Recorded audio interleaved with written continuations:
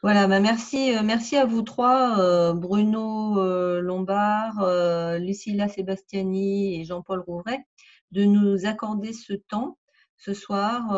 Vous allez nous parler du travail de votre compagnie, l'Embellie Turquoise, une compagnie qui a choisi de présenter des textes engagés à la rencontre du public et des scolaires pour engager ensuite des débats sur la citoyenneté, sur des sujets qui sont très forts. Donc, on va vous laisser nous présenter une lecture, hein, et ensuite on écoutera comment vous engagez ce travail et puis on participera ensuite à ce débat. Donc, je ferme ma caméra, je vous laisse la parole et merci encore pour ce temps que vous nous consacrez. Avec plaisir. Tu peux mettre le texte. Alors, on a choisi un texte de Brecht, de Bertolt Brecht, qui s'appelle Grandeur et misère du Troisième Reich. Et en fait, c'est une œuvre qui est composée de 24 scènes, plus ou moins longues. Et on en a choisi une dont le titre est Le sermon sur la montagne. Alors, ça se passe à Lübeck en 1937.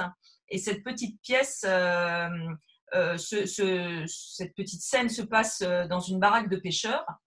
Le pêcheur est alité, à l'agonie, et à son chevet, il y a sa femme et un prêtre. Alors, nous interprétons chacun, Jean-Paul interprète le mourant, voilà, Le vieux pêcheur. le vieux pêcheur, et moi, je serai le prêtre et la femme du pêcheur.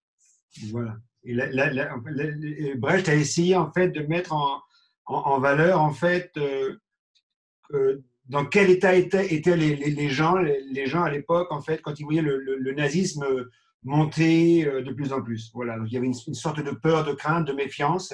Et dans Grandeur et misère, c'est ce qu'il a voulu montrer essentiellement. Le mourant. Dites, il y a vraiment quelque chose après? Vous êtes donc tourmenté par le doute? Après, il y a la vie éternelle. Et c'est mieux? Oui. Il le faut que ce soit mieux. Croyez-moi, Dieu le sait. Vous le pensez? Là-haut, on peut peut-être ouvrir sa gueule, non? Il est écrit « La foi déplace les montagnes. Ayez la foi et tout vous sera plus facile. » N'allez pas croire, monsieur le curé, qu'il n'a pas la foi. Il a toujours régulièrement communié. Monsieur le curé croit que tu n'as pas la foi, mais pourtant tu as la foi, pas vrai? Oui. Mais à part ça, il n'y a rien? Que voulez-vous dire? À part ça, il n'y a rien. À part ça, il n'y a rien, non? Je veux dire, s'il y avait quelque chose, n'importe quoi. Qu'est-ce qu'il y aurait dû y avoir? N'importe quoi? Vous avez pourtant eu votre chère femme et votre fils. Oui. Je veux dire, si s'était passé quelque chose dans la vie, n'importe quoi. Je ne vous comprends peut-être pas bien. Vous ne voulez tout de même pas dire que vous croyez uniquement parce que votre vie a été pénible et laborieuse. Et pour eux, est-ce que ça va être meilleur maintenant? Vous voulez parler de la jeunesse? Oui, espérons-le. Si on avait un cotre à moteur, Vous ne devriez pas penser à des choses comme ça en ce moment. il le faut bien. Il y aura peut-être la guerre. Ne parle pas de cela en ce moment. Ces derniers temps, il n'arrêtait pas de parler de la guerre avec le fils. Là-dessus, ils n'ont pas du tout les mêmes idées. Dites, celui qui est là-haut, il veut qu'il y ait la guerre? On dit « bienheureux les pacifiques ». Nous sommes tous dans la main de Dieu, ne l'oubliez pas. Sois raisonnable, monsieur le curé ne peut rien faire contre la guerre. On ne doit pas parler de ces choses-là par les temps qui courent. Pas vrai, monsieur le curé? Vous savez que c'est des escrocs.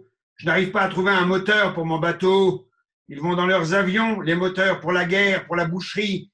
Et par mauvais temps, je ne peux pas rentrer à cause de ce moteur que je n'ai pas. Bande d'escrocs, c'est la guerre qu'ils préparent. Calmez-vous, monsieur Classen. Vous lui dites la phrase sur les Pacifiques? Il peut la lire lui-même, dans le sermon sur la montagne. Il dit que tout cela vient d'un juif, que ça n'a pas de valeur. Tu ne vas pas recommencer. Ce n'est pas ses idées à lui. C'est ce qu'il entend dire à ses camarades. Oui, ça n'a pas de valeur? Jean ne va pas causer d'ennui à monsieur le curé. Tu ne dois pas lui poser de questions. Ça a de la valeur, oui ou non?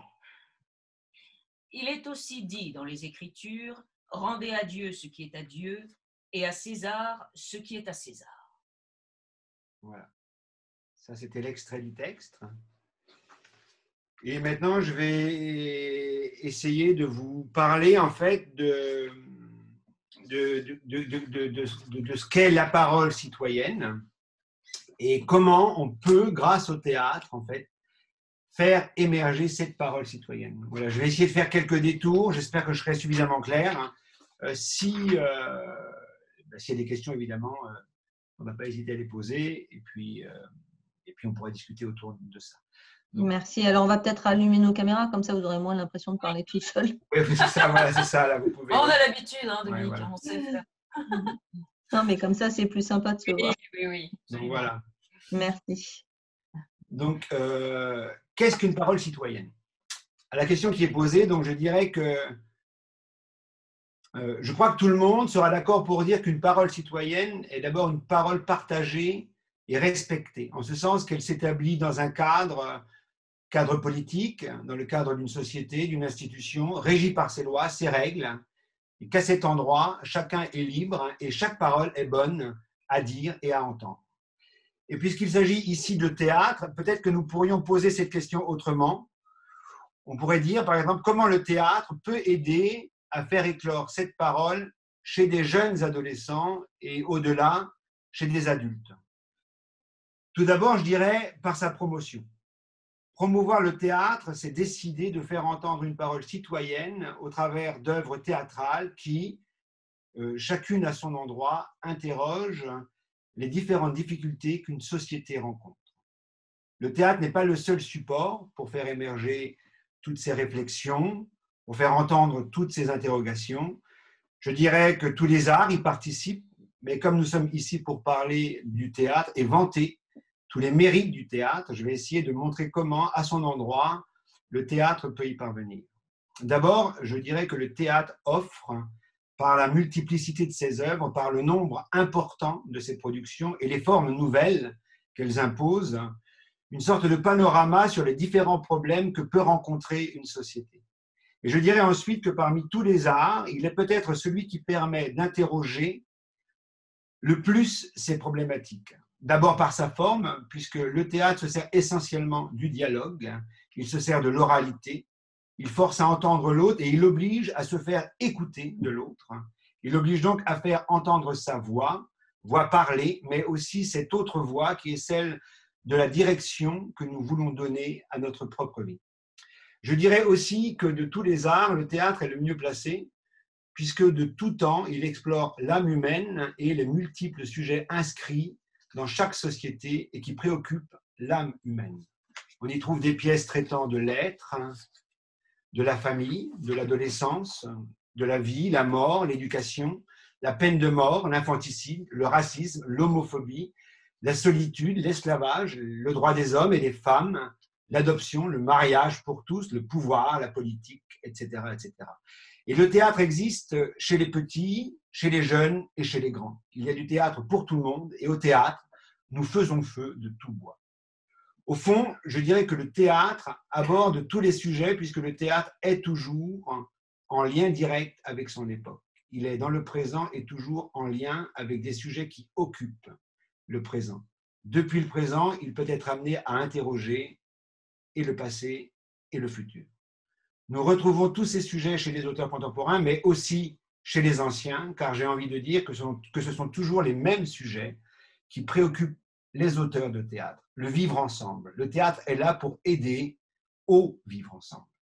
Mais comme les sociétés bougent, et qu'elles bougent vite, et comme des auteurs il en est à toutes les époques, et chaque fois avec des sensibilités différentes, ces mêmes sujets sont chaque fois remis sur la table et interrogés avec une autre lumière et sous d'autres angles. Nous pouvons dire donc qu'en cela, le théâtre fait entendre la parole citoyenne, de par la multitude des sujets qu'il traite et la complexité même de ces sujets. Voilà. Comment, maintenant, à l'intérieur de ça, on peut dire que le théâtre, dans sa pratique, peut aider à faire émerger cette parole. Il importe ici de faire une petite mise au point. C'est une chose que d'être renseigné sur ce qu'est une parole citoyenne, sur tous les sujets qu'elle peut englober, mais c'en est une autre de faire émerger sa parole. Rares sont les êtres humains passionnés par tout, On peut s'intéresser à l'écologie et ne rien connaître à la peinture. On peut s'intéresser à la politique, à la médecine et ne rien connaître à l'élevage de bovins, aux pratiques du yoga, au sport en général, ou même à la pêche en mer. On n'a pas assez d'une vie pour s'intéresser à tout et pour tout connaître. Dans sa pratique, le théâtre donc va travailler à faire émerger une parole. Non pas la parole citoyenne, mais la parole propre à chaque individu. Car tout le monde a sa voix, tout le monde a son rythme, tout le monde a sa sensibilité, tout le monde a ses peurs. Le théâtre va donc permettre, au travers de divers exercices de mise en jeu, il va permettre d'aller fouiller à l'intérieur de chacun. Faire du théâtre, c'est au fond se mettre à découvert. C'est à partir de soi, à partir du jeu, partir à la conquête de soi. C'est chercher, se chercher et se trouver. Qui suis-je? Où je vais? Qu'est-ce que je veux faire de ma vie? Le théâtre ne répond pas à toutes les questions, mais il ouvre des pistes de réflexion à partir de sa propre parole, à partir de ses propres interrogations. Il va permettre à chacun de se définir dans ce qu'il est vraiment. En tout cas, il aide à ça. Car le théâtre s'occupe essentiellement des affects. Et les humains ne sont constitués que d'affects. Ce sont ces affects qui les font vivre, qui les maintiennent dans la vie, dans le flux de la vie. Le théâtre aide à retrouver le flux de la vie, le flux de sa propre vie. Il aide à ne pas avoir peur des affects. Le théâtre va donc aller fouiller dans l'obscur de chacun, dans ce qu'on ne sait pas de soi, dans ce qu'on ne veut pas savoir ou connaître. Parfois c'est conscient, parfois c'est inconscient. Le théâtre travaille sur le sensible, donc sur ce qui nous agit, ce par quoi nous sommes agis et que nous ne maîtrisons pas toujours. Le théâtre est d'abord là pour nous aider à nous affronter. On s'affronte pour mieux se connaître et en se connaissant mieux, on a alors beaucoup moins peur de partir à la conquête des autres et du monde. On a moins peur de l'affronter. Avec le théâtre, nous faisons l'expérience de l'autre, nous dialoguons avec l'autre. En faisant ce travail sur nous-mêmes, en s'aidant du théâtre, on finit alors par comprendre à quel endroit précis on se trouve, qui nous sommes, quels sont les sujets qui nous intéressent le plus. Comme je vous l'ai dit au début, un homme ou une femme ne peut pas être de tous les combats. Le théâtre va donc permettre à chacun de découvrir, de se découvrir et de se connaître profondément. Il parvient à nous faire préciser tous les désirs que jeunes on peut avoir et par là même à les hiérarchiser. Parce que nous nous connaissons mieux, nous sommes plus à même de dire et de comprendre ce qui nous importe. Nous sommes plus à même de faire émerger une parole qui nous ressemble, puisque grâce au théâtre, nous aurons fait l'expérience de cette parole. Nous l'aurons travaillée, apprivoisée, interrogée dans tous les sens pour mieux la sentir et pour mieux la saisir, pour en même temps la comprendre et nous comprendre. Et c'est presque naturellement que nous nous inscrirons dans le cadre d'un groupe, au travail ou à l'école, dans une société, à l'intérieur de sa propre parole et donc à l'intérieur d'une parole citoyenne. Si donc je devais résumer à quoi sert le théâtre, je dirais qu'il nous aide à nous connaître et parce que nous nous connaissons mieux, nous n'avons plus peur d'affirmer notre propre parole à l'endroit où elle se situe. C'est souvent la peur de notre propre parole qui nous rend muets. Nous en avons peur parce que nous ne la connaissons pas, nous ne nous connaissons pas, nous ne savons pas d'où nous parlons. Je dirais donc que le théâtre aide, et la pratique du théâtre, aide à trouver le lieu de notre propre parole, le lieu de notre voix et de nos voix, c'est-à-dire de tous nos possibles. Alors voilà, moi je compléterai un petit peu ce qu'a dit Jean-Paul, et dire nous où on a, dans quel registre, dans quelle thématique on a pu faire émerger cette parole, voilà, à différents niveaux, avec notre compagnie, qui est la compagnie L'Embellie Turquoise, qui a été créée maintenant il y a presque 9 ans. On a à cœur de présenter, alors beaucoup auprès des établissements scolaires, en France comme à l'étranger, mais aussi en création sur Paris ou en région, en France, des spectacles même si le mot, enfin, j'aime pas trop, je dis, c'est des moments en fait. Ce sont des moments d'échange sur une thématique qui est donnée. Alors oui, avec l'appui d'un texte d'auteur.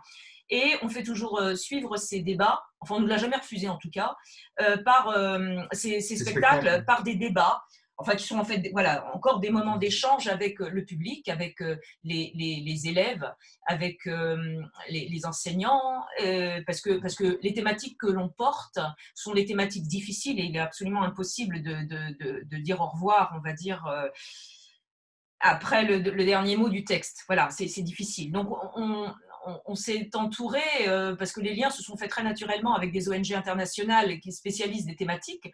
Donc, il y a des avocats, des médecins, des journalistes, il y a des militantes féministes, voilà, qui peuvent intervenir selon la thématique du texte. On a Ensemble contre la peine de mort, par exemple, sur un texte que l'on porte qui est le dernier jour d'un condamné de Victor Hugo. On a Les Amis du monde diplomatique. Sur d'autres textes, on a Femmes solidaires, par exemple. Et tous ces spectacles, ils sont présentés à l'étranger, très souvent dans les lycées français, effectivement, dans les instituts français, et aussi sur des séquences grand public. Et puis, ils sont bien sûr présentés en France. À l'international, on tourne beaucoup, puisqu'on vient de revenir du Burkina Faso il y a quelques jours, puisqu'on a joué à l'Institut français devant 4 établissements, dont le lycée français. On est allé en Hongrie, en Ukraine, en Corée du Sud, en Éthiopie, au Maroc. On tourne un petit peu partout. Donc ça, on en est très content de porter cette parole-là avec ces spécialistes des thématiques. D'abord, porter la parole d'un auteur et puis après, accompagné de ces spécialistes. Alors, les publics, c'est les publics de collège, en général à partir de la 4e jusqu'à effectivement au supérieur. Alors, on travaille beaucoup sur le texte de Hugo sur la peine de mort, qui est le dernier jour d'un condamné, qu'on a féminisé. Voilà, vous trouvez intéressant de dire que c'est peut-être un peu le côté femme solidaire, peut-être, de dire que voilà, les femmes ne sont pas du tout épargnées par la peine de mort. On en parle très peu, que même si elles ne représentent que 5% des condamnés à mort, c'est quand même 5%.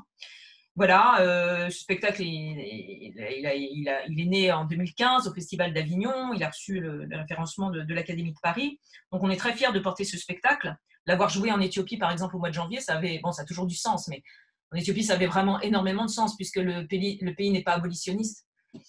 Et donc, du coup, ça prenait un écho très différent, une dimension très différente. On a un texte d'un auteur roumain qui s'appelle La femme comme champ de bataille, qui est un texte à 2 voix, à 2 femmes, sur la thématique, c'est le viol des femmes, enfin le viol, là, voilà, utilisé comme arme systématique pendant les conflits. C'est un texte sublime, terriblement, qui peut être, oui, violent, mais qui reflète simplement la réalité encore aujourd'hui. Ça traite de la place de la femme dans les conflits, aussi de la relation à l'autre, les préjugés faciles qu'on peut avoir d'un pays à l'autre, ce qu'on peut dire sur tel pays voisin, toutes les médisances, toutes ces horreurs que l'on peut dire et qui génèrent les conflits. Et puis c'est aussi ça parle aussi de la reconstruction de ces 2 femmes, une qui est une bosniaque qui a été violée donc en temps de guerre, et puis l'autre qui est une thérapeute qui a aussi sa propre histoire, une thérapeute américaine d'origine irlandaise, et il y a tout ce déracinement de l'Irlande vers les États-Unis, et ce sont vraiment 2 femmes détruites qui se reconstruisent ensemble. On a un texte de Fabrice Melchior qui s'appelle L'inattendu. C'est un très très beau texte qui aborde le sujet de l'abandon dans l'amour, sur fond de racisme. C'est une histoire qui traite de résilience, de reconstruction après une séparation et du travail de deuil. C'est un très beau texte qui a 8 tableaux. Ces 8 tableaux portent le nom d'une couleur, et en fait, on se rend compte que ces tableaux de couleurs sont en fait les étapes du deuil.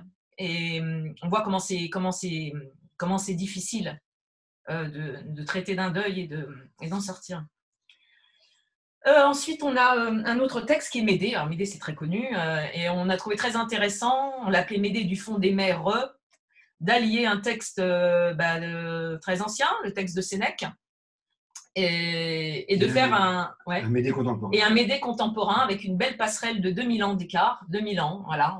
On se plonge dans un espace-temps qui est différent, et de voir que cette thématique de l'infanticide, elle est Elle a toujours interrogé. Elle a toujours interrogé, elle est éternelle, elle est universelle, elle est intemporelle.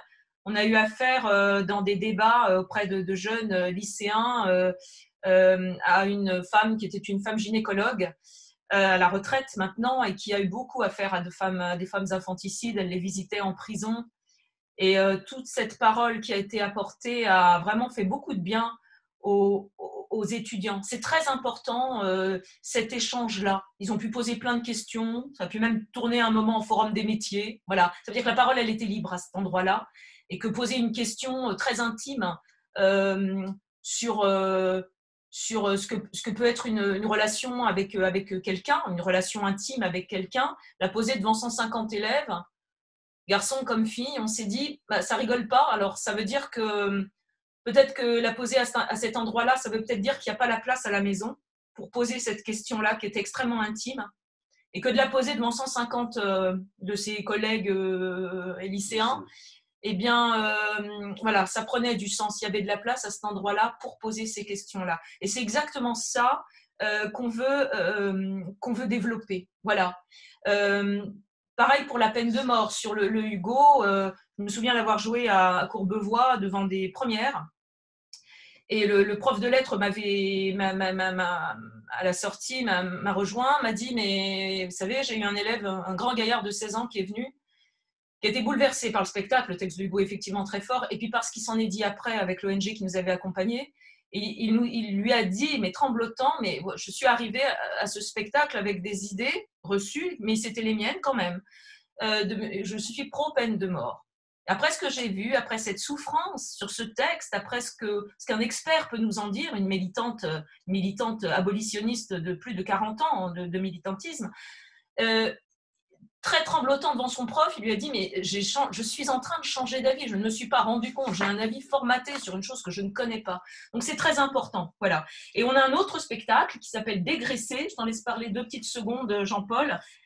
Oui, Dégraisser, c'est un texte de Cyril Herrière-Dubreuil, et c'est l'histoire d'une jeune fille, en fait, passionnée de poésie, grosse, elle mange énormément, et en fait, elle va décider de vendre sa graisse à des laboratoires de cosmétiques pour avoir du temps pour elle et pouvoir écrire sa poésie. Voilà. Mais sauf qu'à force de grossir et de maigrir, voilà, ça va très mal se terminer. Pardon. Mais bon, il restera la poésie. Ce qui est très intéressant là-dedans, c'est que ce texte dénonce des normes en fait, qui nous sont imposées en fait, par les sociétés libérales et auxquelles on devrait appartenir si on va avoir le sentiment d'être pleinement inscrit dans la société. Voilà. Donc, ce texte dénonce plutôt, enfin, il dénonce pas, mais il essaye de réintroduire en fait chacun, comme je vous le disais dans le texte autour du théâtre, là, l'idée c'est que chacun puisse s'affirmer au fond dans sa singularité plutôt que de vouloir correspondre aux normes globales. Voilà, et à côté de ces représentations, pour terminer, dire que nous animons des ateliers, on va dire, ateliers de théâtre auprès des jeunes. Alors Jean-Paul, tu en fais plein. Oui, avec des collèges, des écoles, voilà. Des lycées, dans les options lourdes et facultatives, voilà. À l'université. Oui, à l'université, voilà, sur le supérieur. Moi, voilà. J'ai des petits aussi en association qui ont de 6 à 12 ans. Et voilà, donc des ateliers ça peut être sur l'oralité, voilà, ou sur l'art oratoire. Concours d'éloquence, préparation au concours d'éloquence, et puis aussi travail sur des œuvres au programme ou pas. Donc le malade imaginaire, par exemple, on travaille énormément, l'île des esclaves, le CID, etc. Mais beaucoup de préparation aux oraux, du brevet et du bac. Et puis dans le supérieur, simplement préparer aussi les étudiants à qu'est-ce que c'est qu'un entretien d'embauche, comment, voilà, leur donner des clés pour que le jour J, ils se sentent, non pas, comme je leur dis souvent, devant un tribunal, hein, parce que c'est vraiment pas l'objet et c'est pas le lieu, mais d'être dans un échange. Et quand on est dans un échange avec un jury, parce que ça s'appelle comme ça quand même, eh bien c'est gagné. Voilà.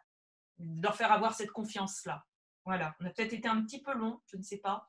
Non, écoute, on va rebondir sur ce que tu viens de dire en termes d'échange. Justement, vous abordez dans la compagnie des sujets qui sont lourds, qui sont pas faciles. En quoi est-ce que le théâtre permet de libérer cette parole pour vous? Ben, le théâtre dans sa pratique, hein, ou le théâtre dans son Le fait d'assister, au spectacle, en quoi est-ce que ça libère davantage la parole que de le lire, finalement, en lecture suivie en classe?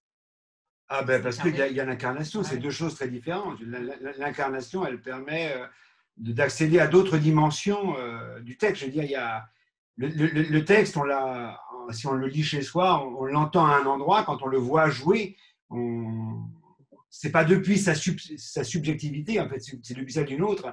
Et du coup, ça prend une autre ampleur. Hein, c'est pas du tout. Ça prend corps, Ça prend absolument encore. corps. Voilà, Et le texte devient vivant, quoi. c'est ça. C'est ça, Parce ouais. que l'acteur est là, il transpire avec le public, on sent tout. Et dans les silences, c'est très plein, en fait. Hein. C'est ça. Et puis je veux pas dire en fait que la lecture, elle peut pas impacter viscéralement le lecteur, mais je veux dire l'incarnation, elle a davantage de chances d'aller impacter viscéralement le spectateur. Et c'est par le contact physique que les choses elles peuvent bouger. Voilà, c'est pas juste intellectuel, c'est vraiment, faut le sentir dans sa chair. Ah oui, Et c'est le théâtre, il a viscéral. la capacité en fait de venir impacter dans Mhm. la chair de celui qui regarde. Et alors inversement, enfin pas inversement, mais pour prolonger, euh, pourquoi est-ce que c'est si important de d'engager une conversation quand on reçoit un texte fort comme ça? Ben, moi, je, moi, je pense que le dialogue est nécessaire parce qu'il y a des interrogations. Donc voilà, il y a des interrogations. Donc l'idée, c'est pas de répondre tout le temps aux interrogations, mais c'est que les langues puissent en fait se libérer. Ça, c'est très important. Voilà, je pense que c'est important. Et puis de choper d'autres points de vue, de choper des interrogations en fait auxquelles on n'aurait pas pensé, mais qui du coup vont émerger dans le cadre du dialogue et du coup vont amener notre esprit à penser encore ailleurs. Moi, je pense que enfin, c'est même les moments les plus. Moi, j'anime aussi comment, un atelier de lecture à haute voix avec des jeunes déscolarisés.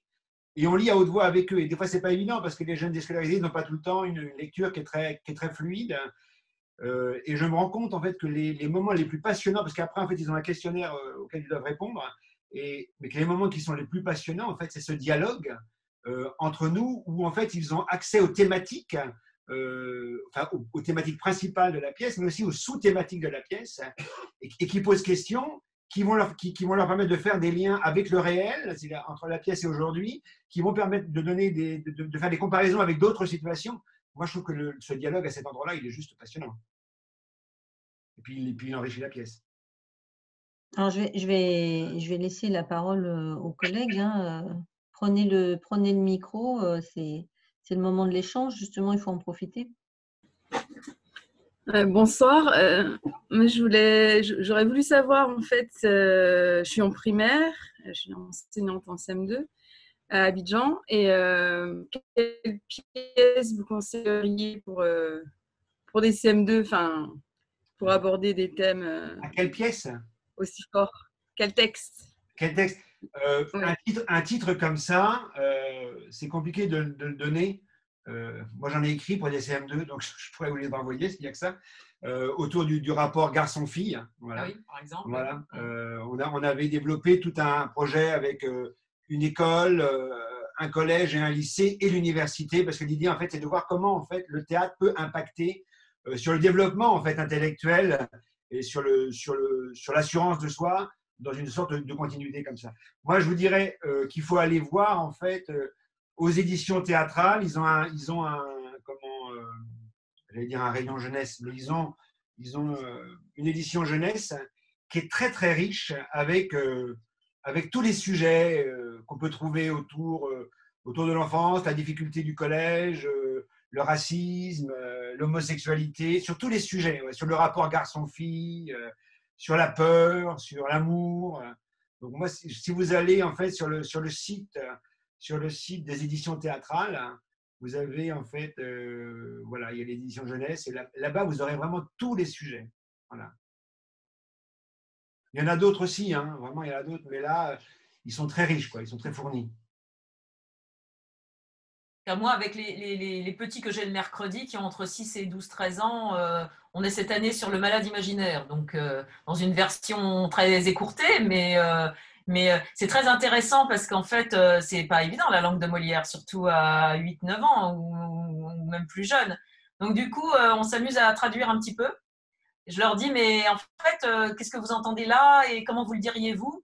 Et en fait, dès qu'ils comprennent, alors ça c'est magique, dès qu'ils comprennent, ils sont très justes dans leur interprétation parce que ouais, ils ont capté quoi, ils ont compris ce que c'était et alors ils sont très très justes dans ce qu'ils disent. Donc même des œuvres qui a priori sont pas spécialement pour eux. Enfin moi j'ai plutôt travaillé avec des cinquièmes, puis cette année c'est au programme des premières. Mais même avec des 8-9 ans ça marche très très bien. Donc on peut tout décoder. Puis oui après des thématiques, oui. Il y en a plein. Ouais. Après, chez Molière, moi, avec des élèves de collège, 6e, je vais travailler sur l'amour médecin.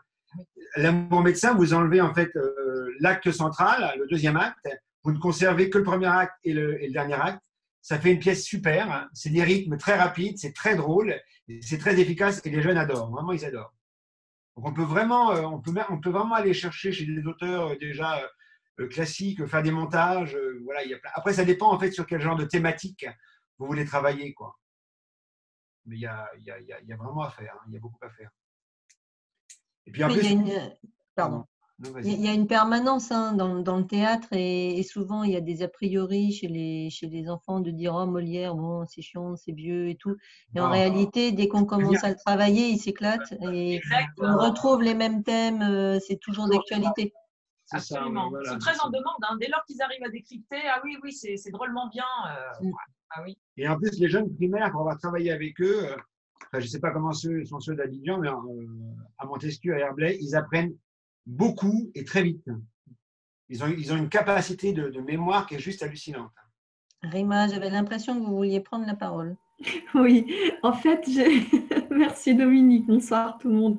En fait, j'ai été attirée par la phrase ou une expression utilisée par le jeune en Éthiopie, c'était en Éthiopie ou peut-être à Courbevoie, celui qui a dit que il a des idées reçues, mais qui sont en même temps les siennes. Ceci est vrai que voilà, si je parle des jeunes, les idées qu'ils expriment, si on parle de parole, les idées qu'ils osent exprimer à voix haute, ce sont soit celles des autres parce que ce sont celles qui sont reçues par l'éducation ou alors celles imposées par les plus forts autour d'eux au collège, au lycée et que le théâtre par le jeu, vraiment le jeu J-E-U que ça porte, il y a le jeu, on peut se jeter à l'eau sans aucun danger. Absolument. Donc, c'est tout à fait ça. Voilà, donc c'est très intéressant et pour avoir, quand on est prof de lettres et qu'on vit les deux situations, quand l'élève lit à voix haute le texte, bien sûr, il doit se l'approprier, il le transforme en fait quand il le lit, mais quand il le voit, je leur montre des pièces jouées, mais sur un écran. D'accord, ils sont secoués. On voit que ce n'est pas le même effet que quand ils lisent, même si, par exemple, c'est lu par le prof et que c'est très expressif. Alors, je me dis que si, en plus, ils ont la chance de voir les acteurs sur scène et de discuter avec eux, je pense que oui, la parole, elle va émerger toute seule. On va prendre position tout en étant sécurisé par ce cadre ludique. Il n'y a pas de danger. Il n'y a pas de danger, voilà. Donc, ils en sont très reconnaissants hein, en général. Ben, j'imagine. Ils sont chanceux, en tout cas, les enfants et les élèves qui ont la chance de travailler avec vous. Ah bah, c'est gentil. On le voit par exemple sur les ateliers quand on fait travailler l'art oratoire. Par exemple, moi il m'est arrivé, c'était des élèves de 3e, sur plusieurs années, de leur faire travailler des grands discours. Donc, discours de Hugo sur la misère, le discours de Badinter sur l'abolition de la peine de mort, les discours de l'abbé Pierre. Après, il y a des discours plus contemporains, des textes il y a eu un texte de Gisèle Halimi qu'on fait aussi travailler. Enfin, il y a plein de textes, femmes et hommes. Et bon, voilà, il y a ce premier travail. Et puis en général, on profite des vacances, en général Noël, et on leur fait écrire leur propre discours sur des thématiques sur des thématiques libres qui les intéressent. Et alors déjà, quand on a travaillé un texte sur Hugo, par exemple, un discours sur la misère, quand on sait le dire, quand on arrive à l'incarner, à le sentir, parce que c'est pas l'avoir sur la peau. Tracteur, c'est vraiment l'avoir dans chaque pore, dans chaque cellule de sa peau. C'est ça en fait qu'il faut arriver à faire, voilà, à incarner. Quand ils ont écrit leur propre discours, donc après les vacances de Noël, là, les masques tombent.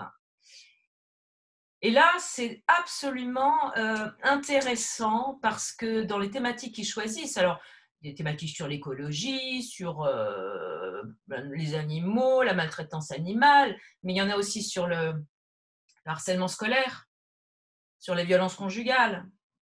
Et moi, alors après peut-être plus qu'un autre, je ne sais pas, mais parce qu'on est acteur et qu'on a peut-être un lecteur optique qui fonctionne peut-être mieux, je ne sais pas. Enfin, on voit des choses. Donc moi, je vois les fêlures et je vois les fissures. Et je me dis, ben, si on a fait ça, on a réussi à faire ça, on a réussi à lui faire exprimer quelque chose qu'il n'a évidemment pas choisi au hasard, une thématique, et qu'il a, je pense, pesé chaque mot de son texte, alors, quelque part, on a provoqué une libération. Voilà. Et ça, les enseignants, souvent, découvrent l'élève, alors qu'ils l'ont eu pendant déjà 3-4 mois ou l'année d'avant, et le découvrent absolument sous d'autres facettes, absolument insoupçonnées. Et les élèves entre eux se découvrent. Souvent, on a entendu, oh là là, mais je ne savais pas que tu étais comme ça.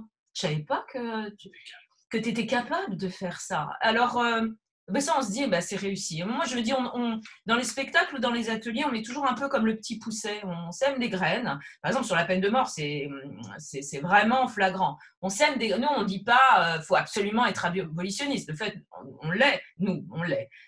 Mais on sème les petites graines, les petites miettes de pain. Après, on ramasse derrière. Et ben, ils ramassent. Et s'ils ne ramassent pas, en tout cas, ils auront entendu, ils auront vu un truc en dimension 3, 4, 5, ils auront vu un acteur, une actrice qui sue cette douleur de savoir que le terme de sa vie, il est très proche. Et tous ces états d'âme, par toutes ces souffrances par lesquelles elle passe, il y a derrière l'échange avec une militante abolitionniste. Et ça, voilà, ça c'est super, ça c'est gagné. On sait que c'est un lieu où ils peuvent s'exprimer. Après, peut-être qu'ils repartent avec les idées d'avant, mais peut-être comme effectivement ce lycéen à Courbevoie, j'en ai eu des cas comme ça, mais ça a été extrêmement flagrant. Celui-là m'a énormément touchée. Voilà, on sait qu'on fait bouger les lignes et on provoque des mini-tremblements de terre, et c'est ça qui nous importe en fait. Mais pour enseigner, moi, depuis plus de 20 ans en collège et en lycée, je sais à quel point les lignes, elles bougent. Oui. Voilà, elles bougent énormément, quoi. Voilà. Alors, je crois que vous avez dit des choses vraiment fondamentales. C'est la place de la parole. De la parole quand on reçoit un spectacle. On n'en ressort pas indemne, donc c'est important d'être accompagné.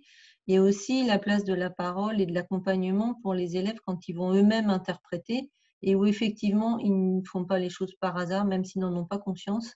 Et on a besoin aussi d'un adulte un peu éclairé pour accompagner ce qu'ils vont sortir, parce que parfois, ça les dépasse. Exactement, oui, bien sûr. Il faut pouvoir canaliser, exactement. Exactement. Ouais.